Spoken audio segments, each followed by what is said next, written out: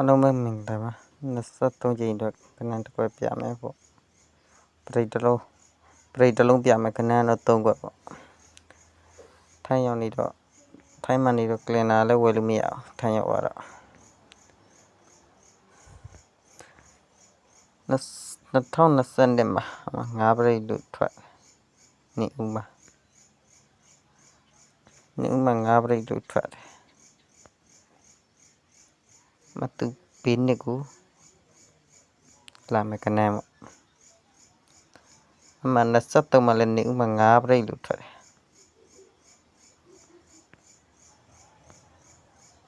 သူဘေးနှစ်ကိုလာမယ်ကဏ္ဍ2024မှာလည်း5ပရိတ်လို့ထွက်တယ်နေဦးမှာ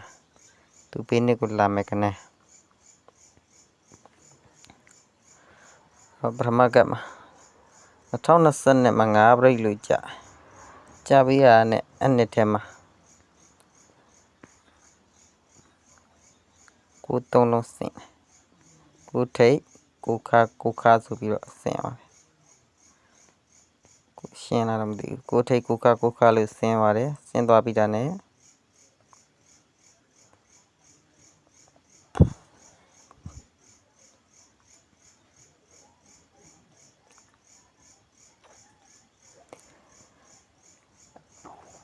ဆင်းပြီးတာနဲ့သူ့အောက်မှာပဲခါနှလုံးအပေါ်ခါနှလုံးပေါင်းခြင်းကိုလို့ပြန်ဖြစ်တယ်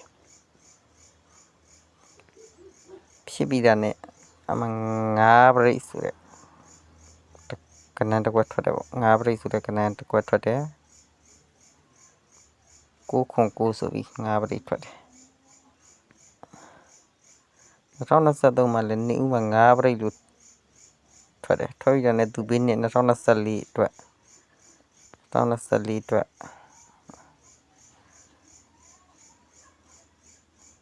6ထိပ်6ခါလို့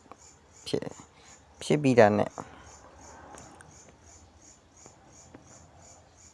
ခါနှလုံးပေါင်းခြင်းအပေါ်ခါနှလုံးပေါင်းခြင်း6လို့ဖြစ်တယ်6လို့ဖြစ်ပြီးတာနဲ့သူအောက်ပင်မှာ5ပရိတ်ထွက်တယ်ဒုတိယကအခုတတိယကမှာလဲ2024မှာ9ဆိုတဲ့5ပရိတ်ထွက်တယ်ထွက်ပြီးတာနဲ့အခု2025ထဲမှာအတိုင်းကြမယ်ဆိုရင်ပထမကဒုတိယကအတိုင်းကြမယ်ဆိုရင်5ပရိတ်ကကြမယ်5ပရိတ်ကကြမယ်ဆိုတော့ဘယ်လိုလဲဆိုတော့ကိုထိတ်ကိုခါဆင့်အဲ့ဒီအောက်မှာကအပေါ်နှလုံးခါနှလုံးပေါင်းခြင်း9လို့ပြန်ဖြစ်တယ်ဖြစ်ပြီးတာနဲ့အခုလာမဲ့23ချိန်မှာ5ပရိတ်လို့မှန်းတာပေါ့တလိုင်းနဲ့မဟုတ်ဘူးနောက်တလိုင်းပြအောင်ရှင်းလာတော့မသိဘူး2020နဲ့မှာ5ပရိတ်လို့ထွက်တယ်သူနောက်တနေ့2023မှာကိုထိတ်ကိုခါလို့ဖြစ်တယ်ကိုထိတ်ကိုခါလို့ဖြစ်ပြီးတာနဲ့သူ့အောက်က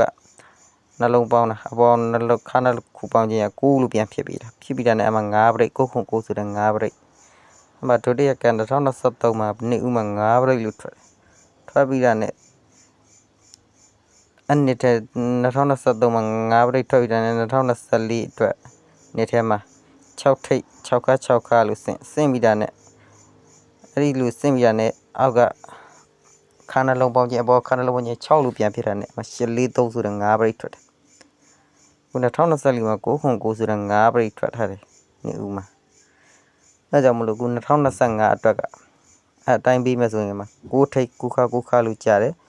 ပြီးအဲ့ကြပြီးတာနဲ့သူ့အပေါ်ခါနှလုံးပေါင်းခြင်း9လို့ပြန်ဖြစ်ပြီးတာနဲ့အတိုင်းသတ်ပြီးမယ်ဆို5ပရိတ်ခု23ချိန်အတွက်က5ပရိတ်နောက်တစ်ဆိုင်ပြမယ်ဆက်ပြမယ်ဆိုတော့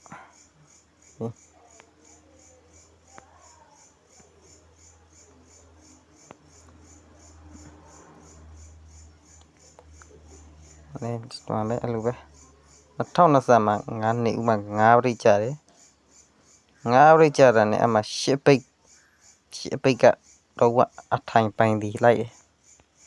10ပိတ်ပိုင်ဒီလိုက်ပြီးတာနဲ့ဖြစ်စဉ်လေးပေါ့10ပိတ်ကြတယ်ပိုင်ဒီကြတယ်ကြပြီးတာနဲ့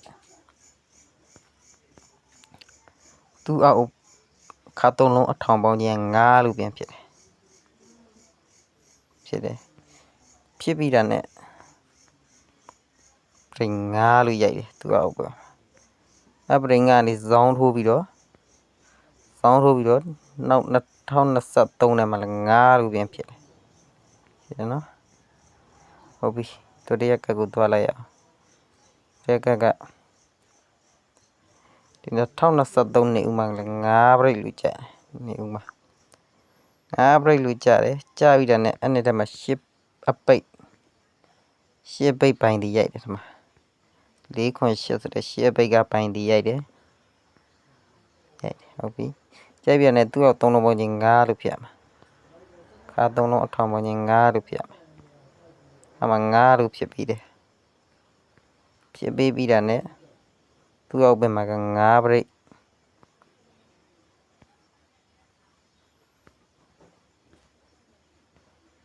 9ပြိတ်951ဆို9ပြိတ်ပူဆောင်ဘက်မှာလည်းနှစ်တက်ဆိုလည်း9ပြိတ်လို့ထိုးတယ်ဟုတ်ပြီပြန်ပြမယ်2022ပထမကမှာနေဦးမှာ9ပြိတ်ရိုက်တယ်ရိုက်ပြီးတာနဲ့အဲ့နှစ်ထဲမှာပဲ10ပိတ်ပိုင်းဒီအထိုင်ရိုက်တယ်ရိုက်ပြီးတာနဲ့ခါ3လုံးပေါင်းချင်း3မိစတိုက်ပေါင်းချင်း9လို့ဖြစ်တယ်ဖြစ်ပြီးတာနဲ့အမှသူ့အမှ9ပြိတ်ကြပြီးတော့2023ထဲမှာစောင်းထိုးပြီးတော့9ပြိတ်ပြန်ပြီးတယ်ဒုတိယက2023မှာနေဦးမှာ9ပြိတ်လို့ကြတယ်အဲ့နှစ်ထဲမှာ10ပိတ်ပိုင်းဒီရိုက်ပြီးတာနဲ့ခါထောင်3လုံးပေါင်းချင်း9လို့ရိုက်တယ်134ဒီ9လို့ရိုက်ပြီးတာနဲ့သူ့အောက်မှာ951ဆို9ပြိတ်ရိုက်တယ်ရိုက်ပြီးတာနဲ့2024ထဲပြန်စောင်းထိုးပြီးတော့9ပြိတ်ပြန်ကျွေးတယ်ပြီးပြီးတာနဲ့ဆိုတော့သူကစီနီယာရင်းနဲ့သွားတာပေါ့ပြောမဆိုရင်ဒီမှာဆိုလေအဲ9ပြိတ်ကြပြီးတော့မှ6ပြိတ်လို့ရိုက်တယ်6ပြိတ်လို့ရိုက်တယ်ဒုတိယကမှလည်းဟာမှာ10ပြိတ်လို့ရိုက်တယ်စီနီယာပေါ့စီနီယာသွားရ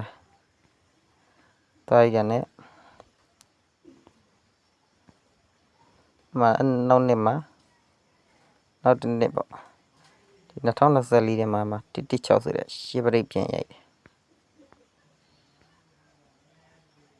10ပြိတ်ရိုက်တယ်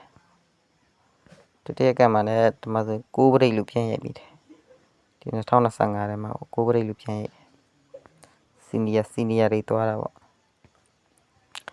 အဲ့လိုဖြစ်ပြီးဆိုတာနေတဲ့ဒီ9ပြိတ်စောင်းထုတ်ပြန်တဲ့ပထမကမှာသူ့တပင်ကျော်မှာ9ပြိတ်လို့ပြန်ပြီးတယ်တဲ့အပေါ်မှာလည်း10ပြိတ်ပြန်ထောက်တယ်အတိုင်းပြီးမယ်ဆိုရင်သူ့တပင်ကျော်မှာဟာမှာ9ပြိတ်93ချိန်မှာ9ပြိတ်ပေါ့ပြီးသေးဘူးအဲ့လို9ပြိတ်ကြာဖို့အတွက်ကတဲ့အဲ့ဒါနဲ့မပြီးသေးဘူး9ပြိတ်ကြာဖို့အတွက်ကတဲ့အမှနှစ်ခွန်နေဆို1ပြိတ်ကစောင်းထိုးပြီးတော့ထောက်ပေးထားတယ်ဒုတိယကမှလည်း239ဆိုတဲ့1ပြိတ်ကစောင်းထိုးပြီးတော့ထောက်ပေးထားတယ်ရှင်းလာတော့မသိဖုန်းနဲ့ပြအဲ့ဒါမပြီးသေးဘူးသူအထောက်တွေရှိတယ်အထောက်တွေအမှ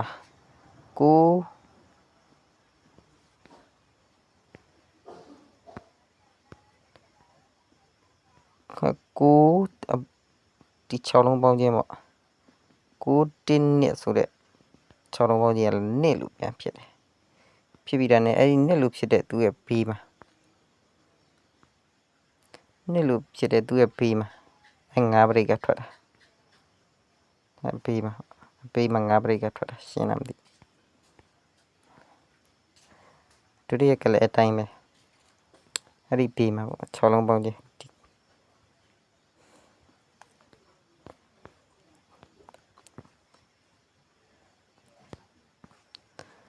6နှလုံးပေါင်းခြင်း6အပေါ်ပေါင်းတာနော်6လေးနှလုံးပေါင်းခြင်း3ည3နှလုံးပေါင်းခြင်း6 3ည6လုံးပေါင်းခြင်းလည်းနှစ်လို့ဖြစ်တယ်အဲ့ဒီဖြစ်တဲ့ဘေးမှာ9ပြိတ်ထွက်မှာကလည်းဒီမှာပထမကမှာ936ထောင်ခဲ့တဲ့အတွက်ဒီမှာ936လဲပြန်ဆင်းလာအဲ့အတိုင်းပြီးမယ်ဆိုရင်936လို့ဖြစ်ပြီးတာနဲ့690အခဏပြန်ထွက်တာပေါ့ အတိုင်းပေးမယ်ဆိုတော့134ဆိုတဲ့ကဏ္ဍမှာပြန်ပြမယ်ပြန်မရှင်းပါဆိုလို့2022နှစ်ဦးမှာ9ပြိတ်လို့ကြပြီးတာနဲ့သူအဲ့ဒီထဲမှာ10ပိုင်းဒီ10ပိတ်ပိုင်းဒီလိုက်ပြီးတာနဲ့10ပိတ်ကအောက်ကနေပြီးတော့ကဏ္ဍခါတိုင်းအပေါ်3လုံးပေါင်းချင်း9ပိုင်းဒီဖြစ်ရမယ်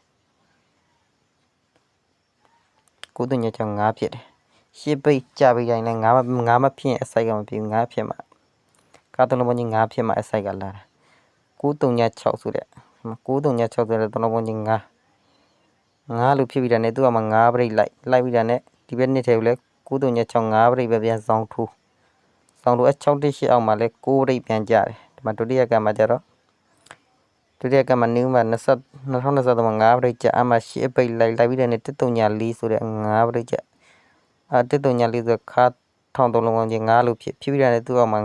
9ပြိတ်လို့ဖြစ်တယ်9 5 5ပြိတ်9 5 1အောက်မှာ990ဆိုတဲ့10ပြိတ်တမဆို990ဆို9ပြိတ်စီနီယာ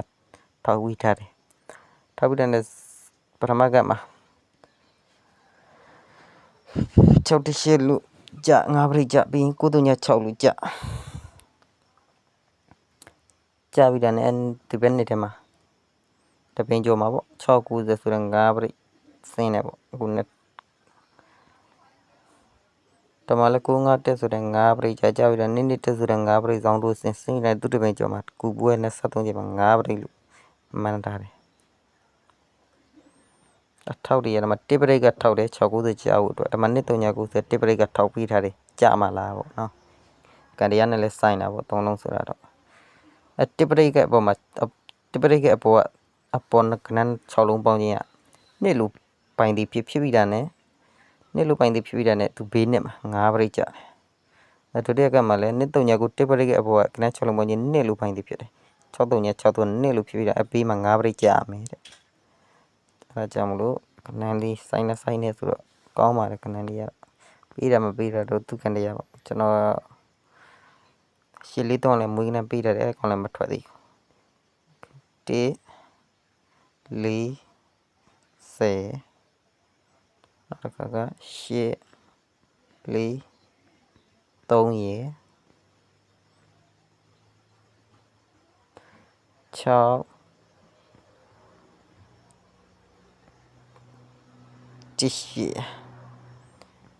9ပြိတ်အ3ကွက်ပေါ့ဒီဘက်မှာအကုန်အားထိုးရမှာနော်အကုန်အားမှာ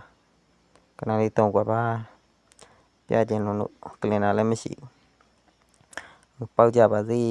ကန်တရားနဲ့လည်းဆိုင်ပါတယ်ဗျ3လုံးဆိုတာတော့တွင်ထွက်တော့ကွက်ကထွက်ပါတယ်ကလိုက်ဗီဒီယိုလေးဆုံးသတ်လိုက်ပြီပါပြီ